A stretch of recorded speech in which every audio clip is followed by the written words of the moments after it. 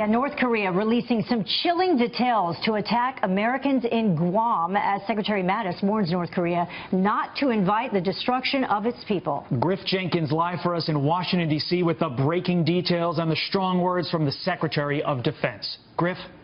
Todd and Heather, good morning. We are waking up to learn new details breaking this morning about Pyongyang's plans to launch missiles into the waters near Guam. A North Korea news release saying that the plan is for 4 Hwasong-12 intermediate-range ballistic missiles will strike within 19 to 25 miles from the tiny island. The trajectory would likely pass over Japan, who is vowing a stronger reaction themselves, and the plan could be sent to Kim Jong-un within a week. The missiles will be fired simultaneously, which will be the most provocative action to date from the Hermit Kingdom. And now Guam sits some 2,100 miles southeast of North Korea, home to 2 U.S. military bases, houses more than 6,000 troops with a population of 160,000, and is armed with that THAAD missile defense system. All this after the president sent a very clear message.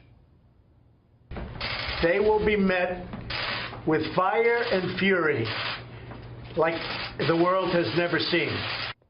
But the rogue regime is calling that warning a load of nonsense, adding that only, quote, absolute force can work on President Trump as the administration speaks with one voice. Defense Secretary Jim Mattis with strong words to Kim Jong-un to urgently heed the advice of the United States, saying, quote, the DPRK should cease any consideration of actions that would lead to the end of its regime and the destruction of its people. And last night, Deputy Assistant to the President Sebastian Gorka reinforcing this unified position.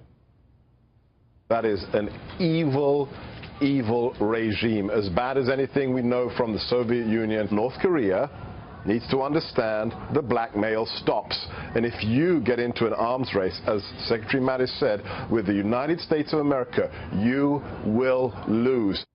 A lot of moving parts here. Secretary Tillerson returning from that Southeast Asia tour, and we'll see if there is any de-escalation talk. But right now, these tensions are certainly rising. And I would just add, it's a bit odd that we are learning about a missile attack plan from the North Korean news agency before Kim Jong-un knows about it. Guys?